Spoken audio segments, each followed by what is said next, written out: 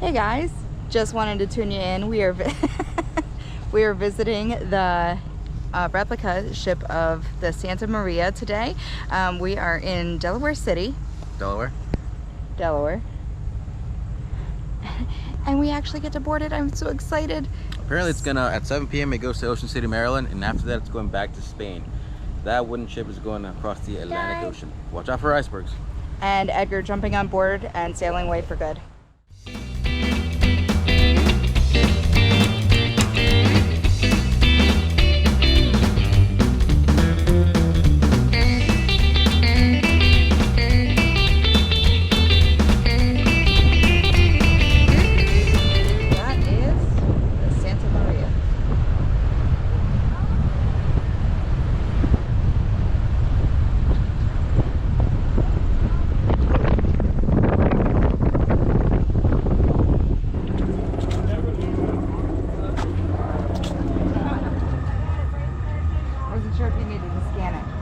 I just need to check it. Okay.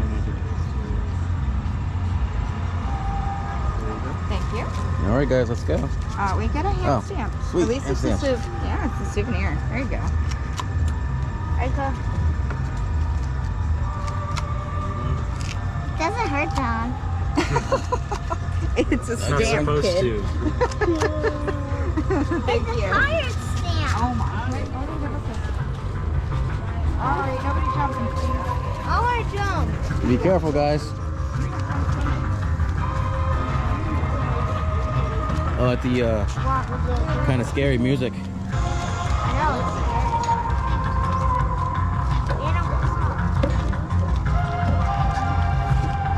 Can I have your hand? Thank you.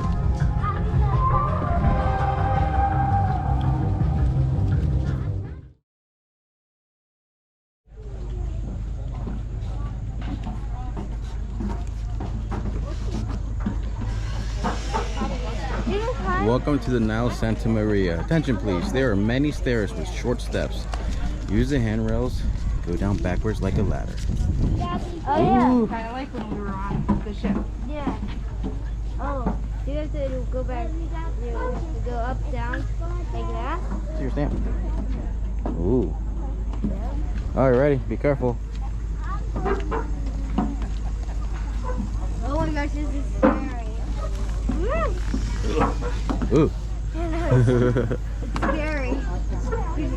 If this falls, you're...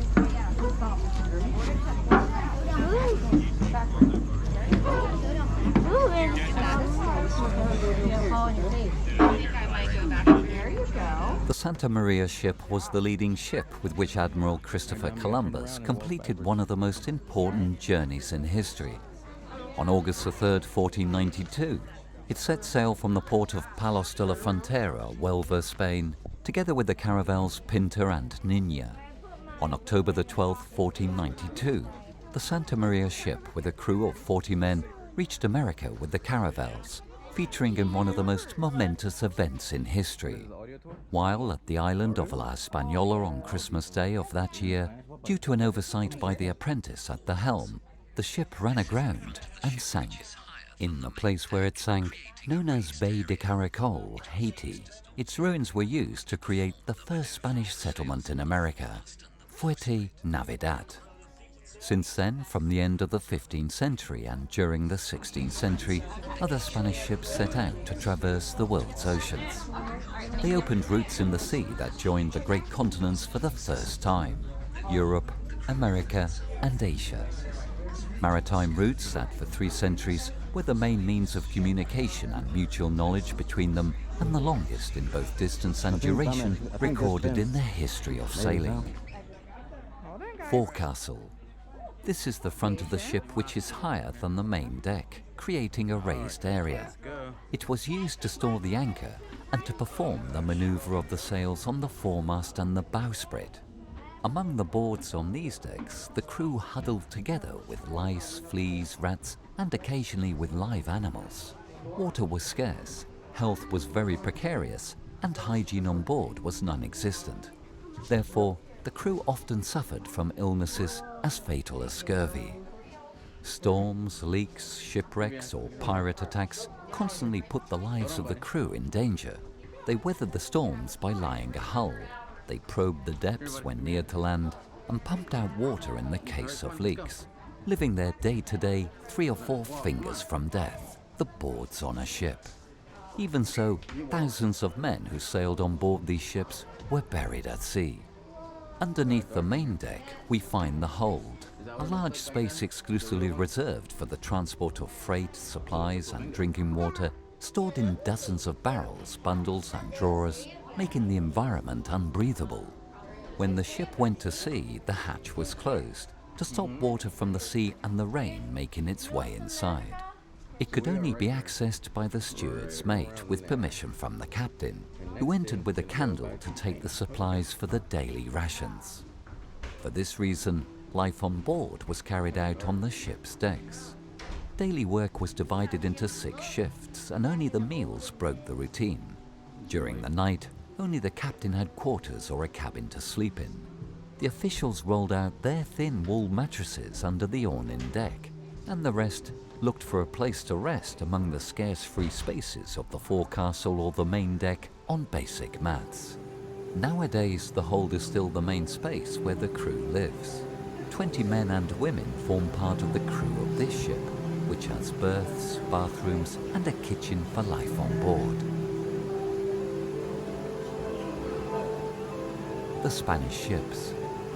The now Santa Maria is the prototype for these ships, known as Spanish naos, that during the 15th and 16th century crossed the Atlantic and sailed along the American coasts on numerous expeditions.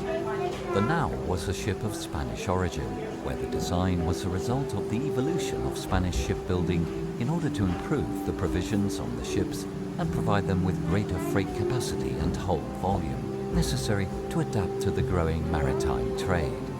Ships in round shapes with tall superstructures and ample holds from 80 to 150 tons and with a crew of 35 to 45 men on average.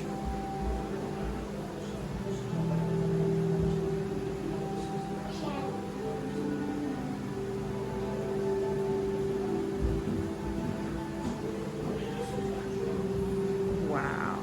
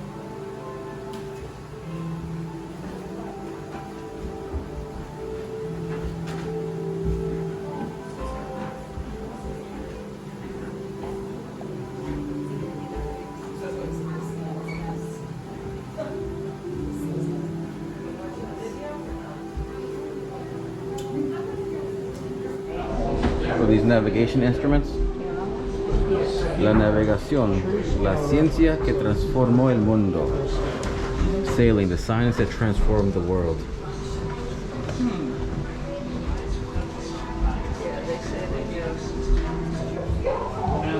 Do you remember when we watched the Wisconsin and they were showing us those instruments? This is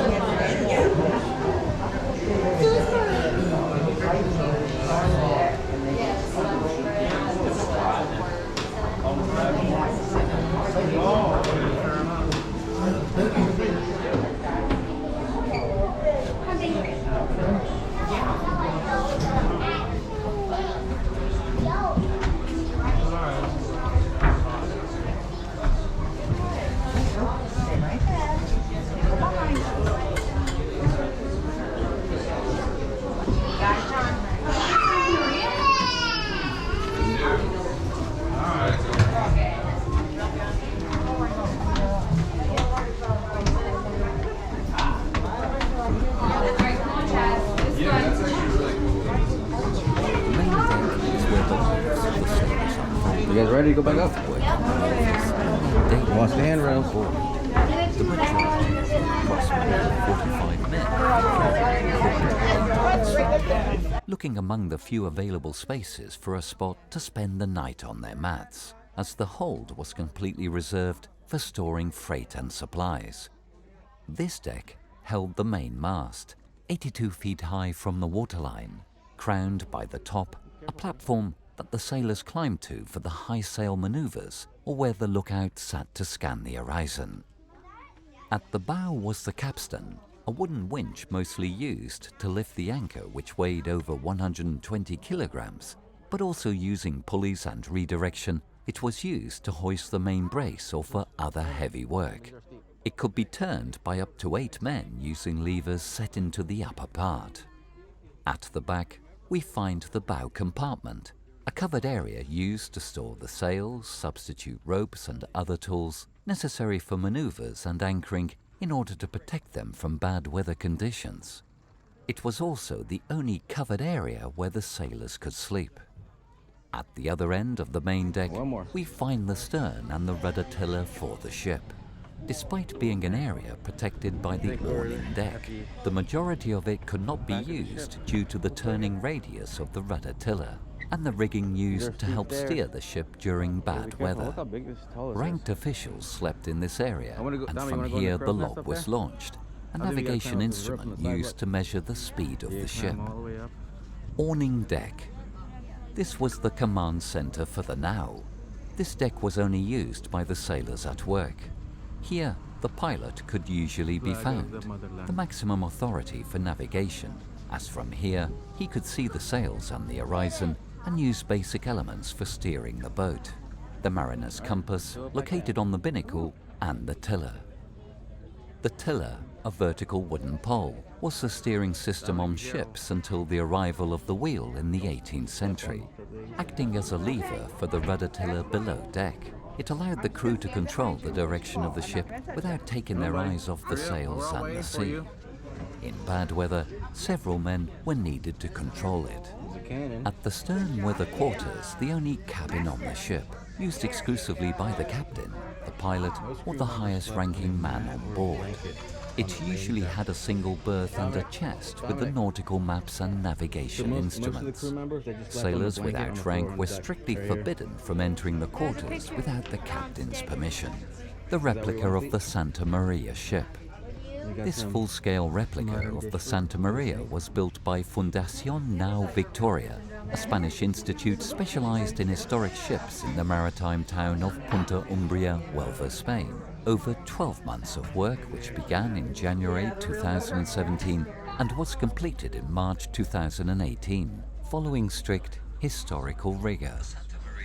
It is a ship with 5 decks built in a combination of Iroko wood, pine wood and fiberglass, weighing 200 tons, 100 feet length, 28 feet beam, 4 iron masts and 3,200 square feet of sails. Main, top, fore, mizzen and sprit. Square sails except for the lateen mizzen sail. Since its launch, it has traveled to several ports around Spain and Europe.